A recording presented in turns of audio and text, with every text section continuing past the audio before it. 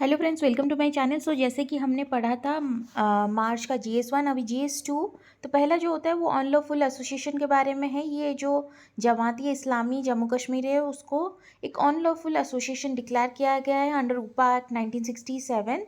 तो unlawful association क्या होता है? जो इलीगल होता है या फिर प्रोहिबिटेड होता है गवर्नमेंट से, क्योंकि वो एक टेरिटोरी की सिक्योरिटी, सोवरेनिटी और इंटीग्रिटी के लिए थ्रेट होता है। उपा जो है 1967 में पास हुआ था to prevent unlawful activities and combat terrorism. इसके जो की फीचर्स है, इसमें क्या होगा कि फॉरेन नेशनल, इंडियन नेशनल दोनों आएंगे इसमें।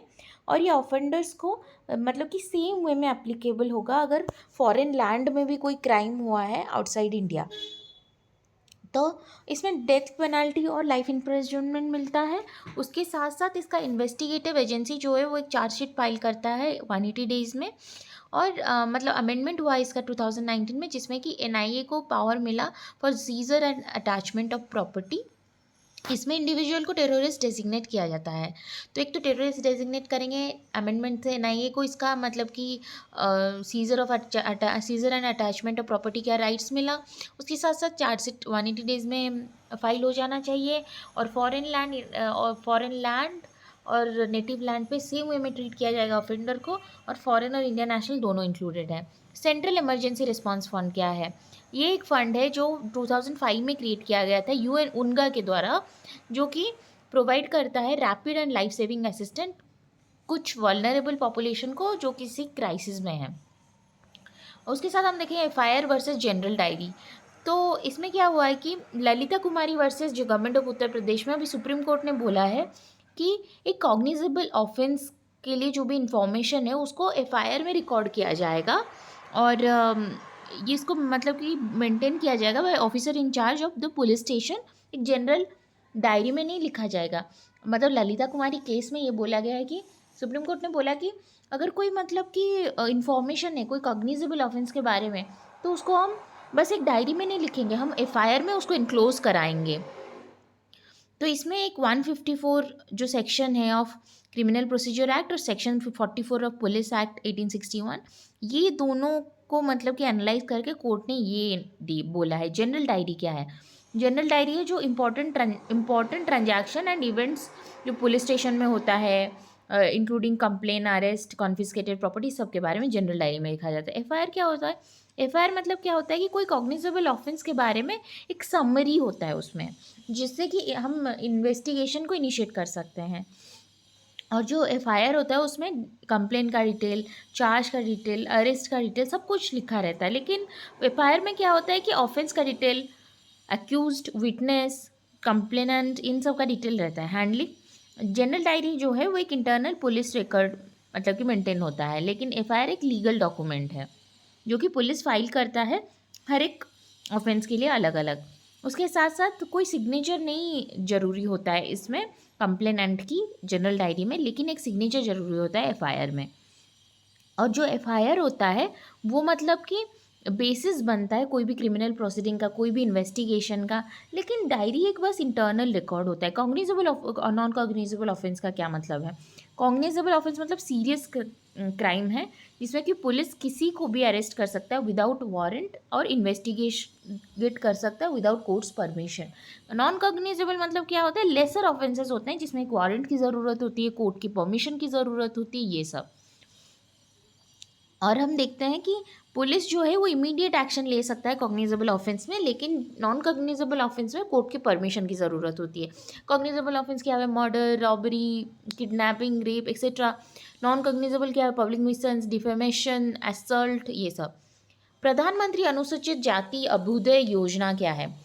ये मतलब कि सोशल जस्टिस वाला जो मिनिस्ट्री है उसके द्वारा किया गया है, जिसमें कि foundation stone of 34 residential hostels का ले किया गया है। किसके लिए?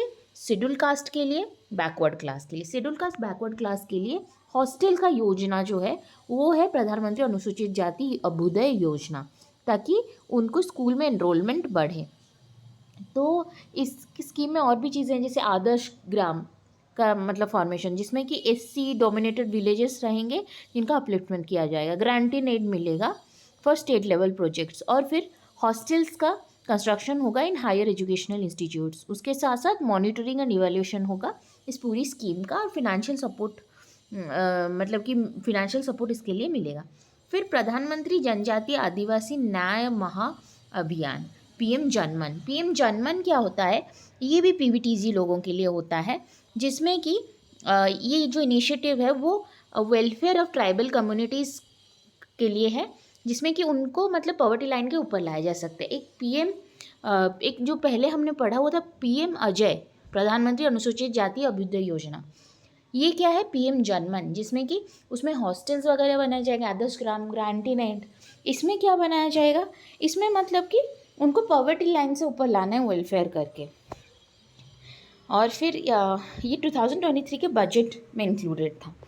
यूनिफॉर्म हॉस्पिटल ट्रीटमेंट चार्जेस, और है कि uniform hospital treatment charges. Uniform hospital treatment charges मतलब इसमें सुप्रीम कोर्ट ने बोला है कि एक स्टैंडर्डाइज्ड मतलब कि होना चाहिए सिस्टम, ताकि कैशलेस हेल्थ इंश्योरेंस सिस्टम को स्ट्रीमलाइन किया जा सके। पूरे भारत में एक standardize system of standardize charges होना चाहिए for hospital treatment. Scheme for internally displaced person, internally displaced person जो है उनके लिए ईसीआई इलेक्शन कमीशन ने एक स्कीम लाया है ताकि वो रिलीफ कैंप्स में वोट दे सके। ये मणिपुर के लोगों के लिए है। उसके साथ साथ हम देखते हैं कि वर्ल्ड बैंक ने women and business and law 2024 report release किया है, जिसमें वुमेन मतलब सेफ्टी के केस में दिखाया गया है कि women globally have a third of the legal protection needed from domestic violence, sexual harassment, child marriage and femicide. Women earn just 77% for every dollar paid to men. तो low payment की बात की गई है, सेफ्टी बहुत कम है women के लिए, और 2.4 आवर्स वुमेन स्पेंड करते हैं अनपेड केयर वर्क में व्हेन कंपेयर टू मेन। और सारे मतलब कि जो इकोनॉमीज़ है उन्होंने पुअरली परफॉर्म किया है इन चाइल्ड केयर सपोर्ट में। तो ये कौन सा रिपोर्ट था? Women business and law. फिर हम देखते हैं कि अदिति स्कीम क्या होता है। अदिति स्कीम जो होता है वो रक्षा मंत्री launch the Aditi scheme. Why it is there? It is to expand maternity and paternity leaves provision. इसके लिए अदिति स्कीम आया है। हम फिर देखते हैं कि holistic progress card. Holistic progress card मतलब कि ट्रेडिशनल रिपोर्ट कार्ड जो दिया जाता था उसको एनसीईआरटी ने होलिस्टिक प्रोग्रेस कार्ड से रिप्लेस करवाया है। तो इससे क्या होगा कि फाउंडेशनल स्टेज जैसे क्लास 1 2, प्रिपरेटरी स्टेज जैसे 3 5, मिडिल क्लास जैसे 6 8, इन सबको नेशनल एजुकेशन पॉलिसी के जो फीचर्स है उसके थ्रू अलाइन किया जाएगा।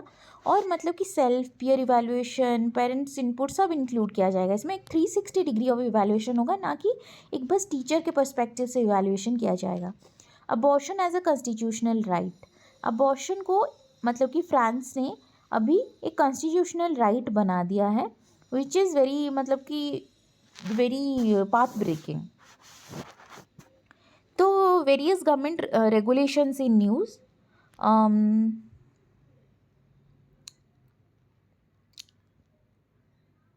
कंपटीशन कमीशन ऑफ इंडिया ने नए रेगुलेशंस इशू किए हैं, जैसे penalty based on global turnover, introduction of commitment and settlement mechanism, companies offering to change practices to address concern. फिर सेंट्रल कंज्यूमर प्रोटेक्शन अथॉरिटी ने मतलब कि प्रोहिबिट किया है एडवर्टाइजमेंट और endorsement of activities prohibited by law, जैसे gambling, betting, ये सबको प्रोहिबिट किया है। फिर ऐसे कुछ है, स्वीडन ने अभी नेटो ज्वाइन किया है। ये प्रीलिम्स के लिए काफ़ी इंपॉर्टेंट है। ये 32nd मेंबर बन जाता है to join NATO. NATO form हुआ था 1949 में, नॉर्थ अटलांटिक ट्रीटी ऑर्गेनाइजेशंस। और इसमें क्या है जो मतलब कि आर्टिकल 5 ऑफ नेटो बहुत इंपॉर्टेंट है, जिसमें बोला था एक मेंबर के ऊपर अटैक होता है तो पूरे मेंबर्स के ऊपर अटैक होता है। फिर हम देखते हैं कि dying declaration, Naeem versus state of Uttar Pradesh के केस में ये रूल किया गया है कि एक डाइंग डिक्लेरेशन जो है वो sole basis of conviction form कर सकता है। इसका मतलब एक शाहीन परवीन करके थी, मतलब कि महिला थी जो अक्यूज़ किया गया था, जिनको अपने ब्रदर इन लॉ, उनकी वाइफ और अब नईम के मतलब कि भाई, उनको जला देने के लिए बोला गया था, मतलब कि उनको उसके ऊपर अक्यूज़ किया गया था। तो डाइंग डिक्लेरेशन को बेस करके पप्पी का कन्विक्शन किया गया था। डाइंग डिक्लेरेशन होता क्या है? मतलब कि एक स्टेटमेंट जो एक इंसान करता है जब वो मरने वाला होता है, मतलब बोलता है जब वो मरने वाला होता है, रिगार्डिंग द कॉज और circumstance of their impending death. मतलब अगर कोई इंसान है, उसको लग रहा है कि कोई उसको मार देगा, बोलेगा कि मेरे को XYZ इंसान मारने वाला है, तो वो डाइंग डिक्लेरेशन हो रहा है, और वो भी सर्व कर सकता है as a sole basis of conviction. Denotification 10 cantonments, 10 cantonment को डी नोटिफाई किया गया है अभी, मतलब उसके प्लान है डी नोटिफाई किया करने का, और उनको एक्सक्लूसिव मिलिट्री स्टेशन में कन्वर्ट करने का, और आर्मी का उसके ऊपर फुल कंट्रोल होगा इन कैंटोनमेंट के ऊपर। तो कैंटोनमेंट्स क्या होते हैं? ये एरिया गवर्नड होता है, कंट्रोल होता है बाय सेंट्रल गवर्नमेंट, और इनमें क्या होता है कि ये पहले इस्टेब्लिश हुए थे by East India Company after the battle of Plassey in 1757। 1757 के बाद कैंटोनमेंट की इस्टेब्लिशमेंट हुई थी। इसमें सेंट्रल गवर्नमेंट का पूरा कंट्रोल रहेगा to provide municipal services. 4 category के होते हैं, कैटेगरी 1 2 3 4। 1 में क्या होता है, 50,000 से कम हो गए। 2 में क्या हो गया कि 10,000 से 50,000 के बीच, 50,000 से ज़्यादा हो गए कैटेगरी 1, 10 से 50,000 कैटेगरी 2, कैटेगरी 3 2,500 से 10,000, और कैटेगरी 4 में 2,500 से कम। इनको एडमिनिस्ट्रेट कौन करता है? Ministry of defence. ये सब तो फिर हम देखते हैं कि इस कैंटोनमेंट वाला जो चीज़ होता है उसमें कितने मेंबर्स होते हैं? 8 मेंबर्स होते हैं। 3 एक्स ऑफिशियो मेंबर्स होते हैं, 3 मिलिट्री मेंबर्स होते हैं, और फिर 1 representative of district magistrate, DM का एक मेंबर हो गया, 3 मिलिट्री मेंबर हो गए, 3 एक्स ऑफिशियो मेंबर्स हो गए। ये वही primary education, water supply, bridges, public hospital, sanitation, यही सब चीज़ें के बारे में ध्यान देते हैं। फिर हम देखते हैं कि उन्नति 2024। उन्नति 2024 क्या है? ये एक मतलब कि स्कीम है जिससे इन्वेस्टर्स को एक्सपैंड करने का मौका दिया जाएगा अपने यूनिट्स को। उन्नति के through investors will expand the units and expand their existing units. इसमें डिस्ट्रिक्ट को 2 भाग में डिवाइड किया जाएगा, zone A zone B. Zone A में मतलब industrially advance district, zone B मतलब इंडस्ट्रियली बैकवर्ड डिस्ट्रिक्ट्स। तो और स्कीम जो है उसमें पार्ट है इंसेंटिव मिलेगा एलिजिबल यूनिट को, पार्ट बी में implementation and institutional arrangement for the scheme. और फिर हम देखते हैं इसको करेगा कौन? इसको department of promotion of industry and internal trade करेगा। Sudha Murthy nominated to Rajya Sabha. सुधा मूर्ति अभी राज्यसभा के लिए नॉमिनेटेड हुए हैं। So this is just Mysore paint and varnish limited. ये क्यों फेमस है? क्योंकि इलेक्शन का जो इंक आता है ये यहीं से आता है, पर्पल कलर का होता है, डार्क इंक होता है। It contain silver nitrate. नीति फॉर स्टेट्स प्लेटफॉर्म। नीति फॉर स्टेट्स प्लेटफॉर्म एक डिजिटल इनिशिएटिव है जिसमें कि स्टेट्स और यूनियन टेरिटरीज़ को एम्पावर किया जाएगा ताकि वो नेशनली जो डिटर्मिन गोल्स हैं उनको मतलब कि अचीव कर सकें। National cooperative database. National cooperative database जो है वो कोऑपरेशन मिनिस्टर ने लॉन्च किया है ताकि कोऑपरेटिव्स का एक्सपेंशन एंड डेवलपमेंट हो सके। फिर zero food children. Zero food children क्या है?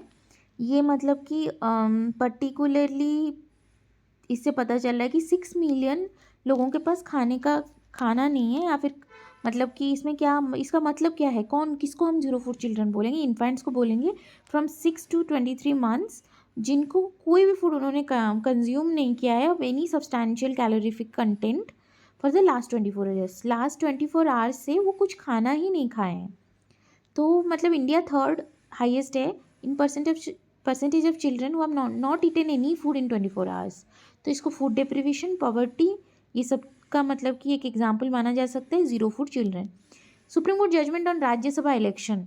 राज्यसभा के इलेक्शन पे सुप्रीम कोर्ट ने अपना जजमेंट क्या दिया है?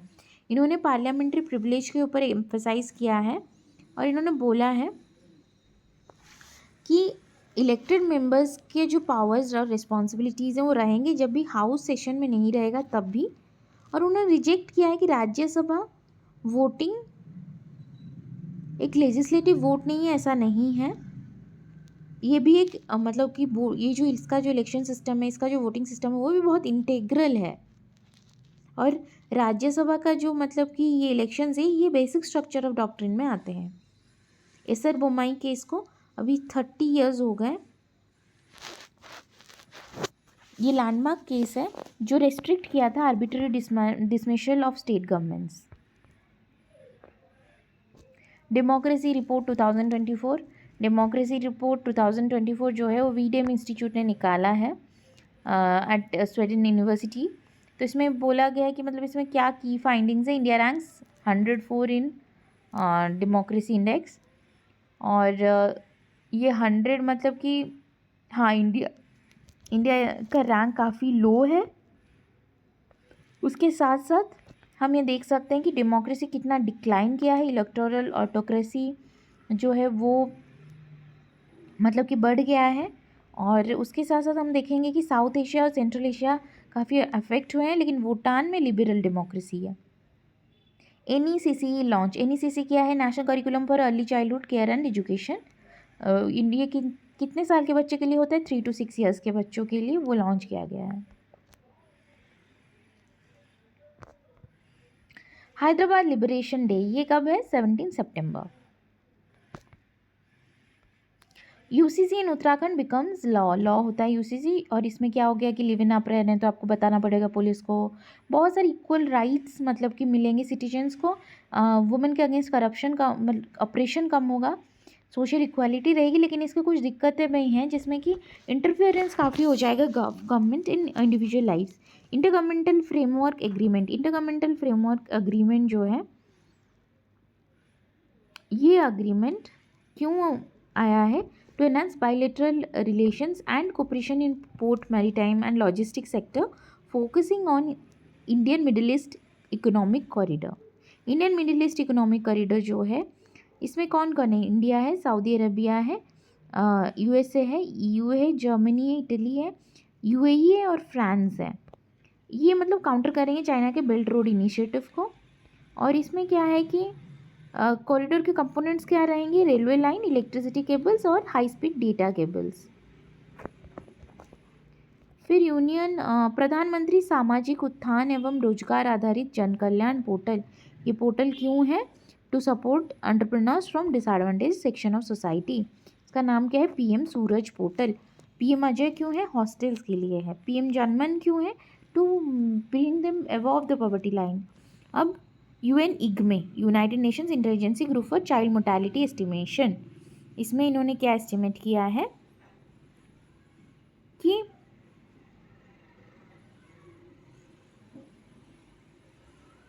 काफ़ी ज़्यादा mortality increase, low income countries में काफ़ी ज़्यादा मोर्टेलिटी है, अंडर 5 मोर्टेलिटी काफ़ी ज़्यादा है। भूटान जेलेफू प्रोजेक्ट, भूटान का जो जेलेपुर प्रोजेक्ट है, जेलेफू माइंडफुलनेस सिटी का बात चल रहा है। एक इकोनॉमिक हब होगा, इसमें नॉन पोल्यूटिंग इंडस्ट्री जैसे IT और एजुकेशन को एम्फेसाइज किया जाएगा। इसको जेलेफू प्रोजेक्ट बोला जा रहा है, non polluting industries. Bhutan is nestled between India and Tibet, which became a democracy in 2008 with a king as a head of state. इसके मेन रिवर्स हैं टोरसा, योंग, सानकोश, मानस।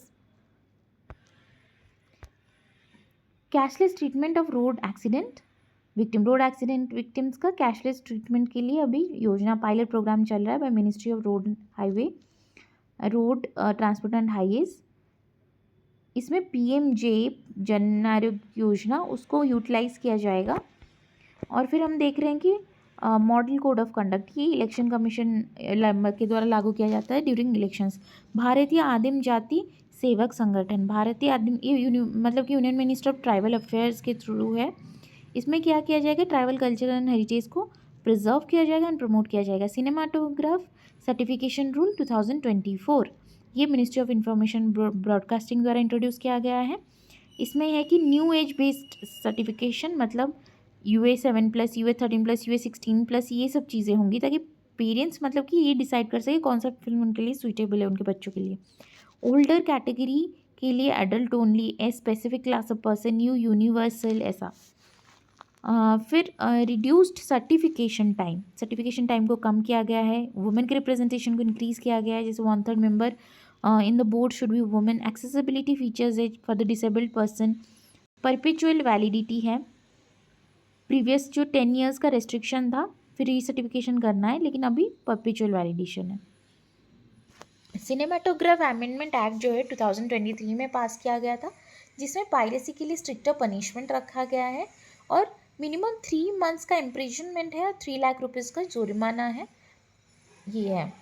तो central board for film certification एक स्टैट्यूटरी बॉडी है। Statutory body कौन है? Central board of film certification. 2+2 defence and foreign ministerial dialogue. 2+2 defence and foreign ministerial dialogue किस किसके बीच में हुआ है? India and Brazil.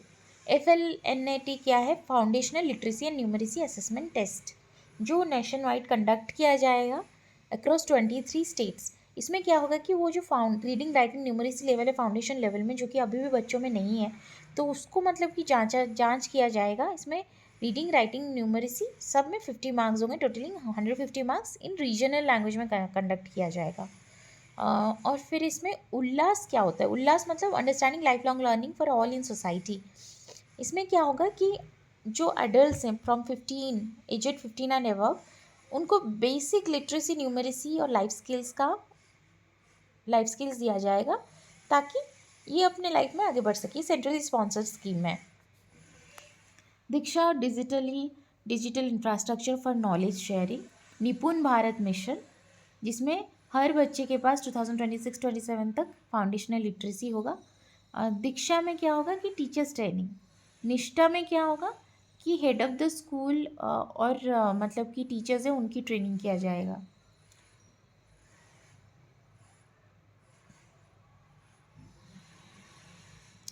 ई श्रम पोर्टल क्या है? माइग्रेंट लेबरर्स के लिए है ई श्रम पोर्टल, जिसमें उनको सुप्रीम कोर्ट ने बताया है कि राशन कार्ड इशू कीजिए माइग्रेंट लेबरर के लिए जो ई श्रम पोर्टल में रजिस्टर्ड है। ये एक सेंट्रलाइज डेटाबेस है फॉर अनऑर्गेनाइज्ड वर्कर्स।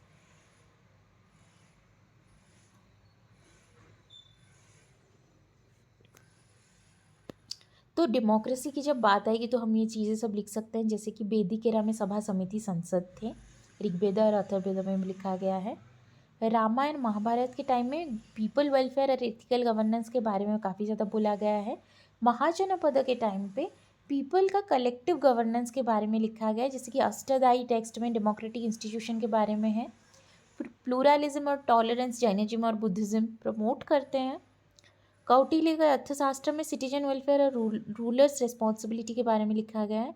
अशोका की गवर्नेंस है, जिसमें वो डेमोक्रेटिक गवर्नेंस के बारे में सोचते हैं। ये चीज़ें हम लिख सकते हैं। उत्तर मेरू इंस्क्रिप्शन में भी डेमोक्रेटिक इंस्टीट्यूशन और लोकल सेल्फ गवर्नेंस के बारे में है।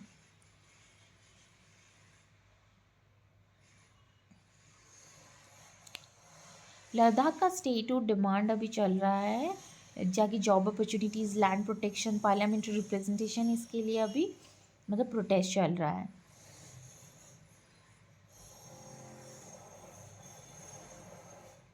सिक्स्थ शेड्यूल में जो होता है मतलब कि स्टेट का वोट मिलेगा, उसके अंडर 6 शेड्यूल के अंडर उनको मतलब कि उनका अभी प्रोटेस्ट चल रहा है for a separate state. Autonomous district councils किसके अंडर आते हैं? 6 शेड्यूल के अंडर। उसमें कौन कौन से ट्राइबल एरिया? असम, मेघालय, त्रिपुरा, मिजोरम, 4।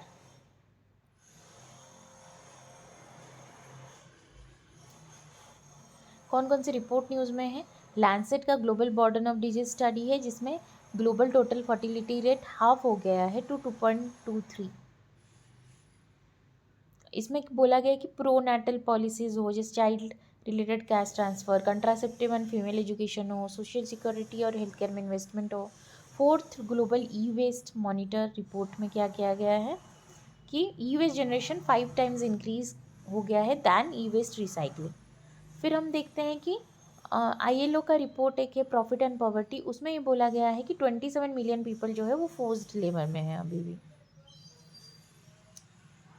और एक WMO का state of the global climate report 2023 में लिखा गया है कि क्लाइमेट फाइनेंस जो है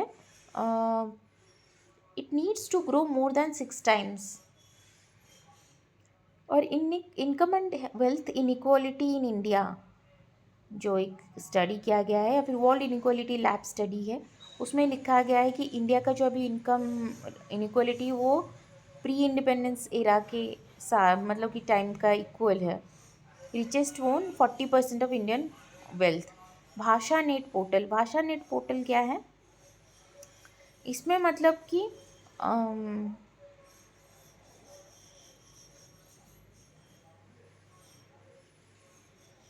हाँ, इसमें मतलब ये ministry of electronics and information technology के द्वारा है, जिसमें internet corporation for assigned names and members.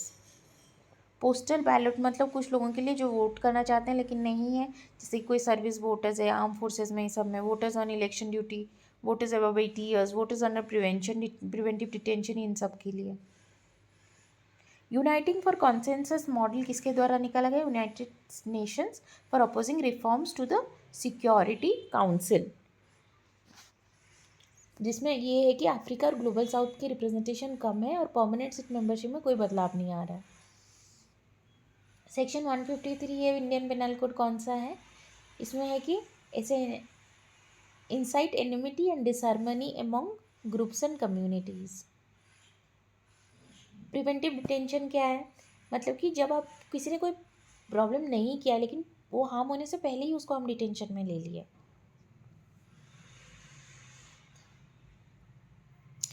हाँ, मतलब कि वो पहले से किया हो। Detention of an individual without a trial और conviction by a court aiming to prevent future offences rather than punish past once.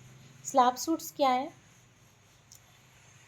Supreme court ने कोर्ट को क्वेश्चन किया against the use of SLAPP suits by powerful entities to curb free speech.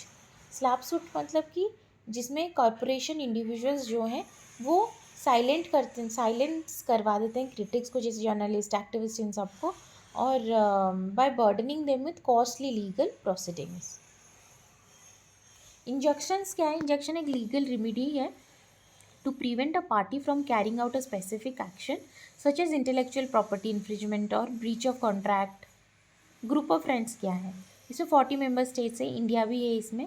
इसमें strategies discuss करते हैं about crimes targeting peace keepers. Nepal भी, बांग्लादेश है, Egypt है, Morocco है और फ्रांस भी है। Thank you.